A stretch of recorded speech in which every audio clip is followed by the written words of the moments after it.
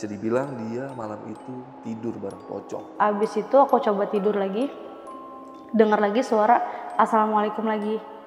Terus aku coba balik badan sambil kayak pelan-pelan kayak gitu. Terus aku melihat di sebelah kanan aku di pojok antara kasur, sandaran kasur sama lemari itu ada pocong warna putih, cuman mukanya hitam gosong gitu. Dia ada, aku lagi di kamar aku terus ngeliat keluar jendela. Nah, lihatnya itu dari luar jendela aku ada pocong berdiri arah ke kamar aku. Dan setelah aku up yang video reka adegan itu, ada yang komen tuh, Kak, aku Indigo, kok kakak berani sih ngereka adegan, dia masih ada di situ loh ngeliatin kakak. Pocongnya? Iya.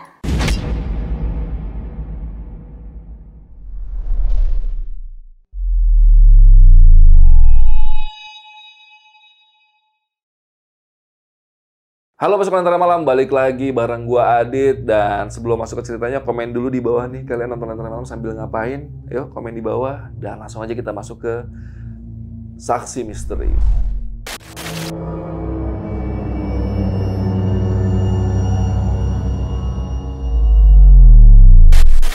Jadi beberapa hari lalu gue lagi asik nyekrol TikTok nih. Dan tiba-tiba nongol lah di FYP gue salah satu perempuan asal Kalimantan yang dia bercerita nih kalau di mana ketika dia tidur itu di samping dia ternyata ada sosok pocong. Dan bisa dibilang dia malam itu tidur bareng pocong. Ketika gue kontak ternyata rumahnya cukup jauh ya karena memang di Kalimantan, dan alhamdulillahnya malam ini dia bisa menyempatkan waktunya untuk mampir ke studio Lentera Malam dan bisa kita tanya-tanya tentang kejadian yang dia alami yang viral di TikTok tersebut. Ya udah, karena narasumbernya udah di sebelah gue, langsung kita sapa dulu aja narasumbernya. Ada JJ. J, apa kabar J? Alhamdulillah baik. Thank you banget J udah nyempetin waktunya mampir singgah sebentar ke Lentera Malam ya sebelum melanjutkan liburannya ke Jogja nih J. Nah ini kan video lu kan rame banget ya di TikTok sampai 11 juta gitu. Iya. Ini kejadian waktu tahun berapa J? Tahun 2021. 2021. Dan sekarang udah tahun 2023, udah 2 tahun lalu kejadiannya. Kenapa baru lu up kemarin-kemarin itu? Itu aku pas kejadian langsung ceritanya tuh di akun second Instagram sih. Oke. Terus pas rame di FYP ada yang tren Tyler aku gini. Iya, Tyler iya. aku putus cinta gitu-gitu kan. Terus lagi gabut ya udah aku ceritain nih Tyler aku sempat ngeliat ini gitu. Oke. Komenannya itu kayak aku kira yang ngucap assalamualaikum cowoknya ngasih surprise tengah malam atau siapa gitu. Terus tahu-taunya malah poci katanya gitu. Dan sampai 11 juta view yang nonton. 11,8 ya kan? Sampai akhirnya lu bikin video rekonstruksi kejadian saat pocong itu ada di samping lu. Dan ketika lu bikin video itu, apa yang lu rasain waktu itu? Merinding sih pas aku berdiri. Aku nyesel sih bikin itu sebenarnya. Dan setelah aku up yang video reka adegan itu, ada yang komen tuh. Kak, aku Indigo, kok kakak berani sih ngereka adegan, dia masih ada di situ loh ngeliatin kakak. Pocongnya? Iya. Berarti kemungkinan sampai sekarang mungkin masih ada di situ kali J ya? Semoga jangan sih tapi nggak bisa tidur nanti. Oke, ya udah kita bahas nanti lebih panjang di bagian cerita. Dan buat pasukan Lentera Malam yang mau tahu cerita lengkapnya, simak terus podcast ini sampai habis. Tapi sebelum itu gue mau infoin dulu nih buat pasukan Lentera Malam yang pengen jadi narasumber seperti JJ yang ada di sebelah gue. Kalian bisa langsung aja DM ke Instagramnya Lentera Malam, itu ada di lenteramalam.id. Oke J, kita langsung mulai aja ya, kita bahas tentang video viral lu ini ya. Oke, langsung aja kita masuk ke ceritanya.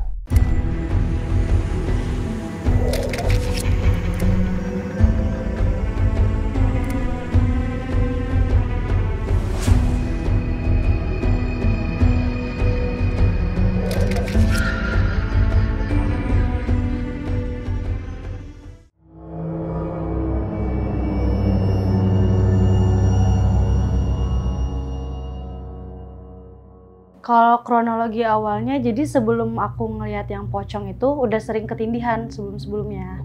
Cuman nggak yang sampai dinampakin, paling bayangan-bayangan hitam. Cuman pas kemarin itu langsung ngelihat yang pocong itu. Ya, jadi semingguan itu memang sering banget aku ketindihan sampai nangis. Nangisnya itu bukan karena takut, tapi karena capek kan, nggak bisa tidur. Terus sampai akhirnya aku nyoba tidur. Pas nyoba tidur itu aku ada dengar suara assalamualaikum. Assalamualaikum. Assalamualaikum. Dari arah? Dari arah sebelah kiri awalnya. Itu suara cowok. Terus aku kayak, ini mungkin halusinasi aja abis ngeliat TikTok atau nonton gitu kan. Jadi aku coba hirauin, terus abis itu aku coba tidur lagi, dengar lagi suara assalamualaikum lagi. Dan itu aku udah kayak, wah apa nih gitu. Terus aku coba balik badan sambil kayak pelan-pelan kayak gitu. Terus aku ngeliat di sebelah kanan aku, di pojok antara kasur, sandaran kasur sama lemari itu ada pocong warna putih, cuman mukanya hitam gosong gitu. Dia ngeliat ke arah lu atau? Syukurnya aku nggak ngeliat matanya sih, cuma soalnya aku pernah dengar katanya kalau misalkan kita ngeliat mata makhluk kayak gitu bisa sakit atau bahaya. Jadi aku pas ngeliat kayak gitu, aku langsung kayak kaget banget. Terus posisi lampu tuh mati. Jadi aku kalau tidur itu redup, langsung kabur ke orang tuaku. Terus lu bilang ke orang tua lu bisa ngeliat pocong? Itu nggak langsung bilang. Jadi di situ dulu kenapa nggak apa-apa gitu. Pas besoknya baru bilang, langsung dimarahin. Soalnya sebelumnya emang sering ketindihan. Jadi orang tua aku itu udah jangan tidur di kamar gitu. Tidur sama adek, jangan sendiri. Apalagi lampunya mati. Tapi kan aku tetap namanya udah dewasa ya. Enak tidur sendiri. Jadi aku tetap kayak tidur sendiri gitu. Ini kamar yang lu tempatin itu kamar lu pribadi dari dulu atau bekas? Kamar kakak sih awalnya. Cuman pas dia nikah aku yang gantiin. Pernah ada nggak kejadian selain yang lu alamin di rumah lu yang berkaitan sama kamar tersebut gitu? Ada, kaki kanan pas ketindihan keangkat satu. Keangkat itu bener-bener tinggi gitu, terus kayak kalau misalkan kita rebahan kaki keangkat itu pasti pegel kan kalau kita sengaja. Ini lama banget keangkatnya baru bisa aku turunin gitu. Di kamar itu juga? Di kamar itu juga. Kebetulan di belakang kamar aku itu kayak ada pepohonan pisang, kayak tanaman-tanaman gitu ya? kebun. Ada sih aku videonya. Oke, nanti kita tampilin ya suasana rumah lu seperti apa gitu. Nah, balik lagi ke kamar lu ya. Ini kan kamar berarti kan salah satu bagian yang ada di rumah lu. Iya. Nah, ini lu rumah beli udah jadi atau orang tua bangun dari awal atau gimana sih? Itu ada di suatu perumahan. Oke. Iya, jadi udah ada perumahan kan kita renov aja sih. Renov, berarti beli udah jadi dari developer. Dari developer. Dan direnov. Tapi lu pernah nggak sih nanya-nanya sama orang lama di situ? Sebelumnya belum tentang pernah. Tanah itu atau daerah itu gitu? Belum pernah sih, cuman kalau dulunya itu hutan sih, soalnya kan di atas gunung ya. Di daerah pegunungan? Iya, berarti? daerah pegunungan. Oke, tapi itu satu komplek itu berapa banyak yang tinggal nggak orang-orangnya? Sekarang udah banyak. Dulu pas awal-awal aku itu masih sedikit. Bahkan di blok aku itu aja paling cuma ada 1-2 rumah. Oke, berarti emang dulu sepi banget. Iya, dulu sepi. Tapi sekarang udah hampir full. Sekarang udah hampir full. Itu lu pindah sama orang tua lu dari tahun berapa di situ waktu itu, Ji? Tahun 2016-2017 kayaknya. 2016-2017, berarti belum lama ya? Belum lama. Nah, ini banyak juga yang pengen gue tanyain lagi, J, ke lu karena kita tadi sempat ngobrol di bawah, cuman gue masih mau ngebahas tentang yang pocong tadi dulu ya. Mungkin kalau misalnya masih ada cerita lagi tentang pocong, boleh lu share. Tapi gue mau nanya dulu nih, selain lu yang ketemu sama sosok pocong tersebut, dari keluarga atau tetangga atau teman lu yang pernah mampir ke situ, pernah ngeliat juga nggak sih sosok pocong di rumah lu gitu? Ada aku. Adek? Kelas 1. Tapi pas dia ngeliat itu TK kalau nggak salah, cewek. Gimana tuh kejadian katanya? Ada aku lagi di kamar aku terus ngeliat keluar jendela. Nah, lihatnya itu dari luar jendela aku. Ada pocong berdiri arah ke kamar aku. Dari luar jendela? Iya. Ngeliat ke dalam kamar? Iya, terus ada aku, aduh merinding lagi. Jadi ada aku tatapan mata tuh, abis itu dia benar-benar sakit. Dia ceritanya langsung nangis, mama gitu, ada pocong. Itu kan kita nggak percaya ya awalnya. Dia tunjuk tempatnya gitu, dia namanya Bibil lihat mah gitu. Terus benar-benar ya sakit. Wah, sakit setelah kejadian itu? Iya, sakit. Dan dari orang tua lu pernah nggak sih misalnya kayak, mungkin anak gue sampai sakit nih, bisa jadi bener nih ada pocongnya. Pernah mencoba untuk kayak meruqyah rumah atau bikin selamatan gitu? Udah sering banget. Bahkan di rumah aku itu hampir kayak berapa bulan sekali itu ada selamatan gitu, yasinan. Kan yasinan rutin juga di komplek. Gitu. Rumahnya diruqyah udah juga padahal. Tapi masih sering kejadian kayak gitu. Dan lu sampai sekarang masih sering ketindihan apa enggak? Sekarang ketindihan aja sih, cuman udah nggak ada yang ngeliat gitu lagi. Nggak sampai ngeliat lagi ya? Iya, mungkin kalau tempat lain masih ada aku ngeliat. Oke, kalau orang tua pernah ngeliat nggak sosok pocong tersebut? Orang tua aku kalau di rumah pocong nggak ada sih. Nggak pernah ngeliat? Nggak tahu sih ya kalau nggak cerita. Iya, karena mungkin harus dikorek dulu, baru cerita biasanya ya. Bisa juga kan orang tua biar anaknya nggak takut. Bener ya. Juga sih.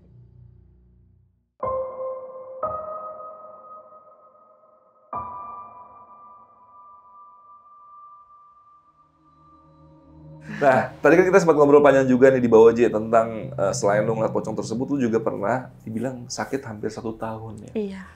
Itu ketika tinggal di rumah itu? Ketika tinggal di rumah itu pas baru pindah ya kayaknya. Pas baru pindah. Waktu itu kejadian awalnya gimana sampai setahun itu akhirnya berobat kemana-mana waktu itu? Awal kejadiannya itu aku ngobrol berdua sama kakak di rumah, cuma berdua. Mau nyapu nih, orang sehat kan. Mau nyapu maghrib, terus aku duduk ngobrol, tiba-tiba aku langsung kejengkang ke belakang. Mata aku itu full putih, mulutku berbusa, kayak nggak bisa dibangunin lagi gitu. Jadi kakakku panik langsung nelfon bapakku biar pulang gitu. Jadi bapakku panik pulang. Pas bapakku pulang, keluarga pulang, akunya udah nggak apa-apa. Jadi aku kayak bingung kenapa gitu. Terus abis dari situ beberapa hari atau beberapa minggu aku lupa deh, baru aku sakit lagi, kambuh, kejang-kejang, pingsan, kayak orang epilepsi itu. Kalau misalkan lidah aku nggak diganjel pakai sendok, itu bakal kegigit terus berdarah. Gitu. Nah terus setelah kejadian itu apa yang dilakukan lu dan orang tua lu untuk penyakit lu ini waktu itu? Banyak sih, ke rumah sakit udah juga. Terus kiai perukiah itu hampir Kalimantan Selatan itu udah datengin semua, datang ke rumah aku dimandi-mandiin, kalau orang Banjar dimandi-mandiin ya namanya. Terus bahkan sampai ke Jawa juga, ke Lumajang waktu itu. Sampai ke Lumajang? Iya, berobatnya sampai ke situ aku, sampai ke kiai yang Lumajang. Pas di Lumajang waktu itu gimana tuh? Lu datang terus ngapain dan apa hasil waktu itu? Waktu di Lumajang itu aku inget banget dikasih air minum, air botol mineral ya. Terus di dalam air mineralnya itu dikasih tulisan kayak gak tahu ya apa, kertas pokoknya. Jadi dimasukin dalam air. Aku disuruh minum itu. Pas kiainya masuk ke dalam kan, pas dari ke dalam keluar itu langsung bilang bahasa Jawa, cuma aku ngerti. Katanya gini intinya, di dalam badan anaknya ini ada satu keluarga. Dibilang gitu. Ada gitunya lah, makhluk sebelah. Satu keluarga katanya gitu, pengen bawa. Terus aku dengernya langsung kayak shock kan. Nangis, pengen kabur aku, tapi kayak dibacain disembur juga. Disembur.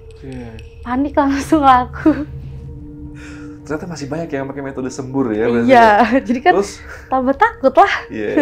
Nah setelah lu disembur itu terus apa hasil dari pengobatan itu? Gak ada sih, kalau yang di Lumajang tuh tetap kambuh-kambuh. Pas pengen mau pulang, jadi aku seminggu kan di Jawa, itu udah nggak terlalu banyak kambuh. Tapi pas aku mau pulang, sholat asar, itu nggak bisa banget sholatnya. Jadi kayak lama aku kayak gini, gemeter gini. Alhamdulillah, bacaan sholat itu sampai belibet gitu, nangis. Jadi keluarga aku tuh ngeliat, nyaksiin yang mbak aku, nenek aku, itu sampai nangis. Kayak ini bisa nggak ya pulang gitu. Iya. Karena kan biasanya katanya kalau ada guna-guna atau santet itu, lu pergi keluar pulau itu biasanya sembuh. Tapi ternyata lu dari Kalimantan ke Lumajang nggak berefek apa-apa. Iya. Berarti nggak ngaruh sama sekali. Nyebrangin laut pun ya? Iya. Oke, dan setelah dari Lumajang, lu mencoba untuk berobat lagi dan gimana tuh ke pengobatan berikutnya? Sampai akhirnya lu sembuh gitu. Pengobatan berikutnya tuh banyak sih kan, di Ruqyah juga. Bahkan di Ruqyah aku, yang anehnya tuh ya aku di Ruqyah, aku malah ngikutin bacaannya itu juga. Iya, aku diceritainnya gitu, nggak sadar. Nggak sadar sama sekali. Iya, jadi orang bacain apa, aku ikut. Padahal aku pas ditanyain itu nggak hafal gitu loh. Nggak hafal surat itu. Iya, nggak hafal surat itu padahal. Jadi dulu pernah ditanamin benang juga di sini-sini.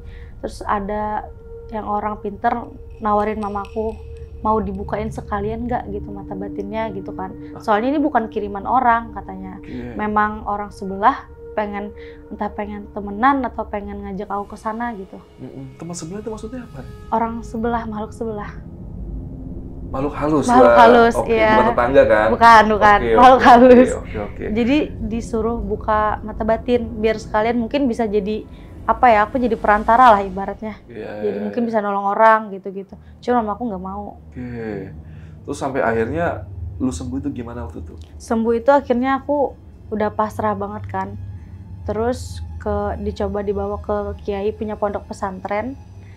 Itu beliau itu satu-satunya orang yang nggak pernah bilang aku ini sakit, ada makhluk halusnya gitu, nggak ada.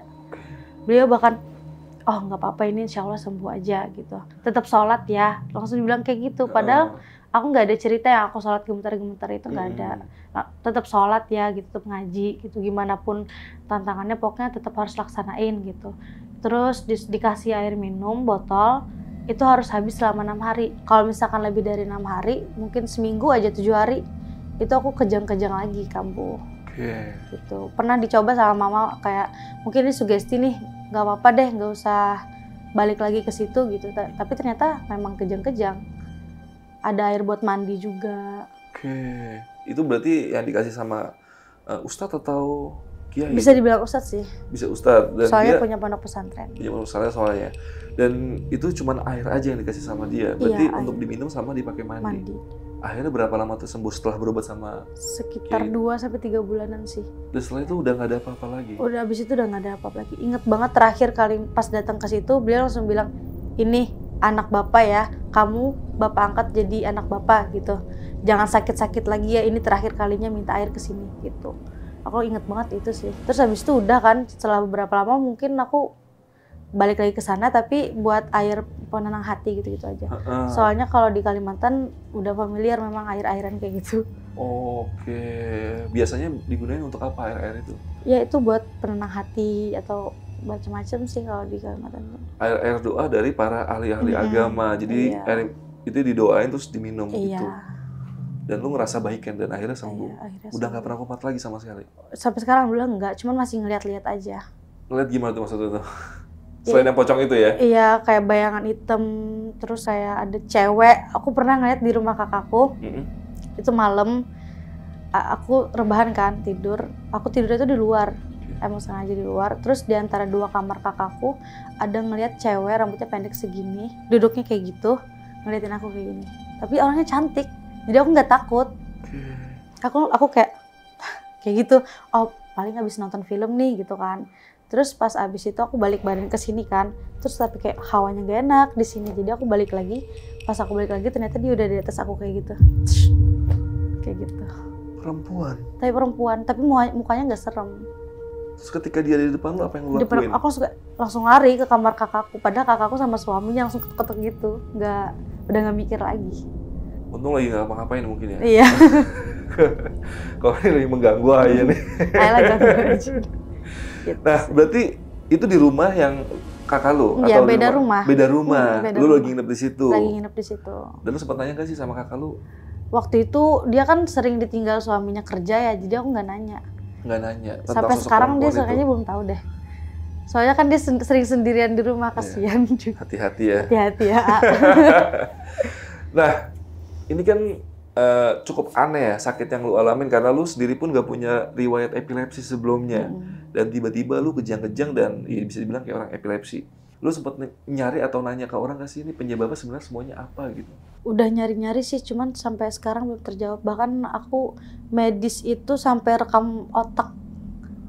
Ada fotonya aku di sini kabel penuh kan kalau rekam EKG kalau nggak salah namanya, lupa aku. Ya kurang tahu juga sih. Iya itu pokoknya sampai direkam semuanya kayak ini anak aku masih normal nggak sih gitu loh.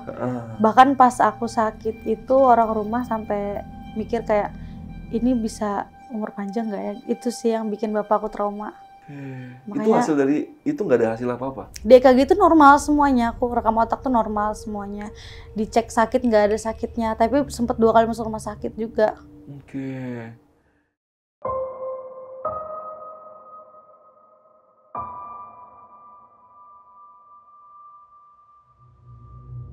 Cuman sebelum sakit itu aku punya pengalaman yang unik juga sih Kak. Gimana tuh? Kalau di Kalimantan kan itu banyak ya tempat-tempat ziarah kayak candi gitu-gitu. Terus kalau ibaratnya di Jawa itu Nyi Ro Kidul. Kalau di Kalimantan itu Putri Junjung Buih namanya. Putri Junjung Buih? Putri Junjung Buih itu putrinya cantik banget di atas Junjungan Buih kalau dulu. Urban Legend di Kalimantan. Urban Legend Kalimantan. Nah itu. Jadi pas sebelum sakit itu aku ziarahan ke candi.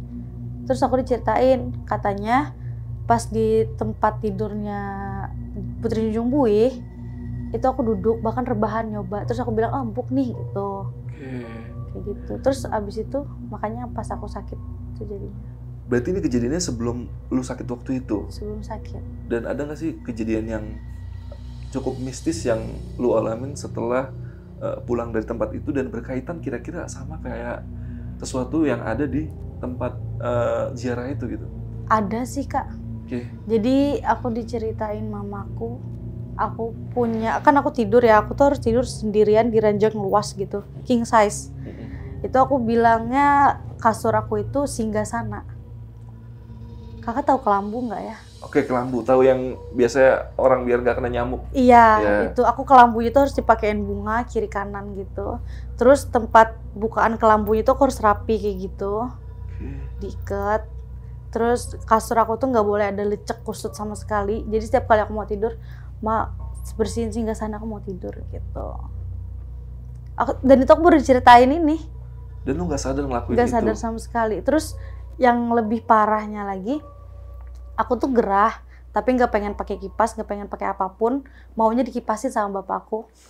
Kipas tangan, tapi bapakku di luar kelambu, jadi tangannya aja yang masuk di dalam kelambu kayak gitu. Dan itu kalau berhenti, aku bangun. Itu nyiksa banget sih. Itu lu sakit, yang sakit orang tua juga sakit. Iya, Ya, makanya menderita bapakku juga trauma jadinya. Malah jadi kayak ajudan-ajudan kerajaan ya Iya, orang tua ya. jadi kayak gini. Tapi aku nggak mau digantiin sama yang lain. Mungkin kakak aku, mama aku nggak mau. Harus bapak aku. Harus bapak yang Harus ngipasin. bapak. Dan itu berlangsung berapa lama tuh? Lu suka tidur seperti itu? Dan itu katanya lama sih, berbulan-bulan. Berbulan-bulan, tapi lu Iya. nggak sadar? Nggak sadar sama sekali. Jadi bapak aku tuh kalau misalkan lagi kerja, kalau ada telepon katanya ya, telepon berdering itu panik. Karena setiap kali telepon tuh kakakku ngabarin, juta kambuh gitu. Benar-benar pikirannya kekuras kaluh semua ya waktu Iya, itu satu ya? keluarga, habis-habisan kan. Ya. Pernah juga aku datang ke peruqyah, katanya gini, harus disediain duit 5 juta nih, gitu. Kalau nggak malam ini juga, nggak selamat. Tuh, iya, bapakku kan udah habis-habisan, jadi langsung kayak, yaudah nih kasih 5 juta gitu. Cuman kakakku, nggak usah, jangan gitu. Udah curiga mungkin kakak lo ya? Iya. Terus akhirnya nggak jadi? Nggak jadi ke situ, pulang. Dan boleh tahu nggak sih, lo kan sembuh akhirnya sama si Pak Kiai yang punya pesantren itu, lo kena biaya berapa waktu itu? Nggak ada biaya sama sekali. Gak ada biaya? Nggak pernah minta sama sekali. Bahkan dikasih pun kayak nggak usah gitu. Cuman kita kan tetap nggak apa-apa buat bapak aja gitu. Ini nih, biasanya yang benar-benar tuh yang begini nih Iya. modelnya di money yang harus Nggak nyiapin pernah. 10 juta, 20 juta, 50 juta. Dan nggak pernah kasih sama sekali? Nggak pernah sama sekali minta, sama sekali nggak pernah.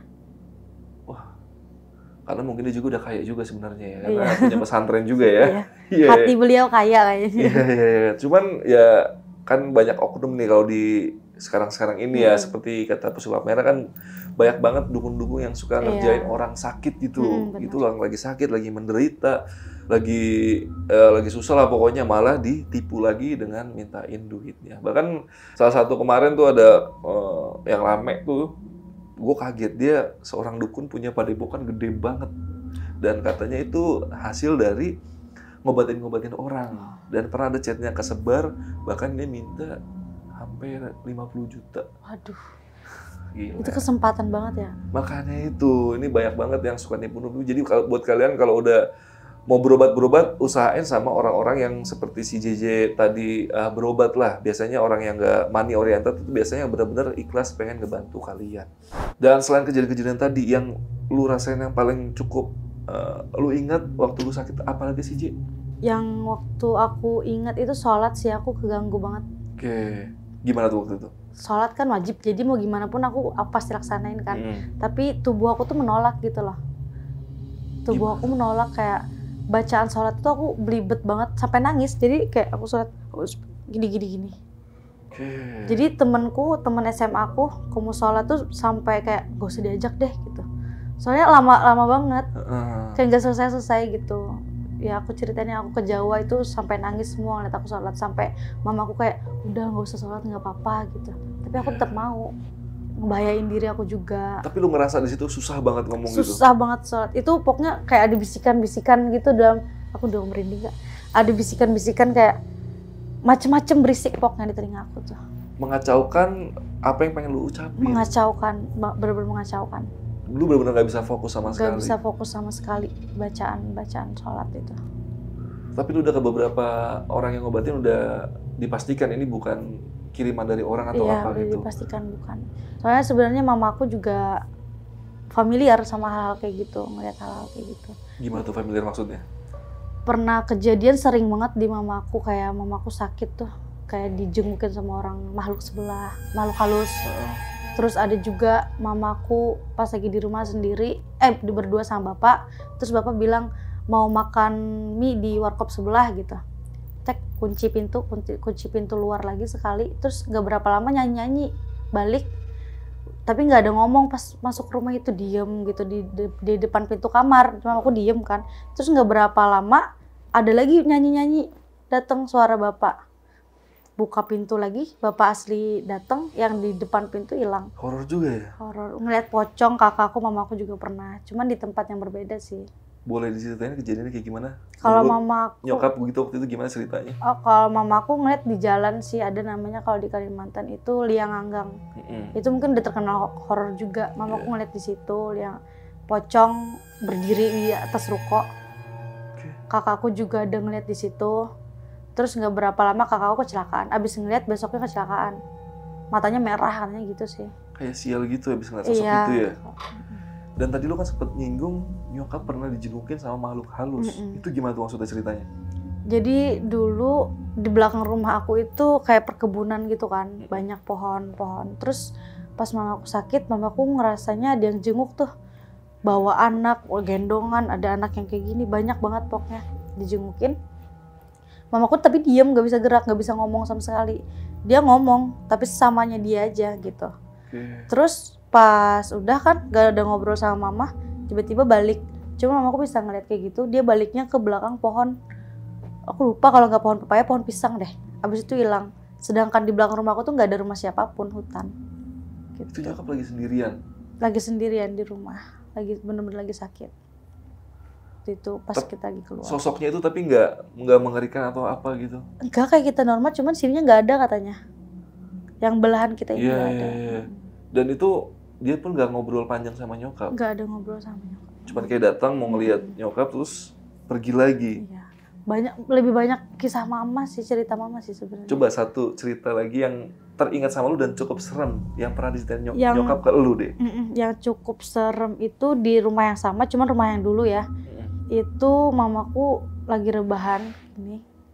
Terus kayak ada orang datang, kayak ngerasnya tuh gorok leher mama. Berdarah, sampai berdarah. Jadi mamaku sampai kayak gini, berdarah gitu. Jadi kayak di film-film horor gitu kan, berdarah. Bapakku ada bolak-balik, cuman gak ngeliat mama. Dilihatnya mama tuh kayak biasa aja gitu. Lagi tiduran aja? Lagi tiduran aja, cuman mama ngeliatnya sosok besar, ngegorok leher tuh. Sampai kayak berdarah gitu. Terus mama tuh kayak minta tolong ke bapak kan. Tapi bapak gak denger. Terus akhirnya ada orang datang kayak gitu kan, kayak nolongin mama lah ibaratnya. Kayak nolongin mama, terus kayak dipegang leher mama kayak gini. Terus udah selesai, gak berdarah. Cuman di rumah aku yang sebelumnya itu juga agak serem. Abang aku yang gak percaya hal mistis pun kayak nantangin kan. Ah gak mungkin ada nih gitu, gak percaya. Kalau ada temuin gitu. Pas dia tidur sendiri di luar, bener-bener ada sosok gede hitam kayak gini. Terus dia langsung lari ke kamar orang tua aku. Dan percaya semenjak saat percaya itu. Akhirnya. Dan ini kan nyokap berarti pengalamannya cukup serem-serem juga ya. Nyokap pernah cerita nggak kenal sih penyebabnya nyokap kok bisa sering ngalamin hal mistis gitu? Atau dulu pernah sakit juga, pernah dikirimin orang, atau pernah melakukan ritual yang aneh-aneh nyokap gitu? Pernah cerita nggak? Kalau nggak salah dulu keluargaku pernah punya apa ya? Kalau di Kalimantan tuh kayak peliharaan lah. Peliharaan. Sebenarnya itu hewan ya. Cuman, peliharaan dalam tanda kutip ya? Tanda kutip. Cuman udah diputus sampai mama biar kita itu nggak lanjutin lagi. Jadi dia kayak setiap tahun dikasih makan gitu. Itu kayak buaya gitu. Gede. Datu gitu. Kalau di kita nyebutnya datu ya. Itu dari kakek nenek berarti dulu? Iya. Nenek aku kalau orang Kalimantan itu bahasa Banjarnya bisa betetamba lah. Orang betetamba kalau orang Kalimantan berarti betetamba. Artinya apa itu? Artinya bisa kayak mandi-mandiin orang, misalkan kayak mau nikah. Misalkan kayak pengen cepet dapet jodoh. Bisa ya pokoknya bacaan-bacaan kayak gitulah. Oh, iya berarti sering dipakai jasanya untuk doa-doa kayak adat gitu istiadat di sana segala macam gitu-gitu. Iya. Oke. Tapi sekarang udah almarhum apa masih ada? Nenek aku masih ada. Masih ada. Dan aktivitasnya sekarang ngapain dia kalau? Sekarang sakit komplikasi sih beliau. Sakit karena udah umur. Dan di sininya nenek itu kayak apa ya? bisa dibilang tuh kayak ada sisiknya gitu. Cuman nggak yang sisik bener-bener sisik gitu, cuman kulitnya nggak halus kayak kita gitu loh. Iya. Kayak berbentuk-bentuk itu. Kalau dipegang tuh kasar banget. Oke, tapi lu pernah nanya J, maksudnya apa ini ada kaitannya sama peliharaan yang dulu nih? Gitu. Belum pernah nanya sih, takut. Cuman katanya emang udah diputus sebenarnya. Udah. Cuman kan kadang-kadang emang kalau makhluk seperti itu kan masih nempel-nempel aja. Iya. Oke, dan semoga nenek bisa sehat lah ya, segar Iya. lagi dan penyakitnya hilang semuanya. Nanti yang masih penasaran mungkin nanti ke depannya JJ ketemu sama pocong tersebut lagi mungkin bakal diupdate juga di TikTok atau Instagramnya. Bisa mampir langsung ke sosial medianya itu di Instagram ada di mana tuh? J, kalau Instagram dulu deh. Nama Instagram aku ya? Boleh. Juwita Permata. Oke. R-nya double. Nah kalau TikToknya yang tempat lo ngupload cerita-cerita lo itu di mana? Itu namanya JJ atau Juwe CKLTRS. Oke, nanti linknya gue taruh di kolom deskripsi. Kalian bisa mampir langsung dan tadi sih videonya pasti gue tampilin di awal ya. Mungkin kalian bisa ngecek-ngecek lagi videonya dan baca-baca komentarnya karena banyak banget komentar sampai 16.000. Iya. Rame banget deh. Yaudah, dan thank you banget J, lu udah nyempetin waktu lu singgah sebentar ke Lentera Malam walaupun jadwal liburan lu masih panjang ya karena mau ke Jogja. Iya. Tuh keren banget Jogja, pasti oke, lu pasti betah di sana. Gue jamin ya. Dan sekali lagi thank you banget udah nyempetin waktunya aja ya. Dan gua rasa podcast malam ini cukup sampai sini. Thank you banget buat pasukan Lentera Malam yang udah nonton sampai detik ini. Jangan lupa bantu like-nya, nggak komen nggak apa-apa, cukup dibantu like aja. Dan gua Adit dari Lentera Malam izin pamit. JJ izin pamit. Bye.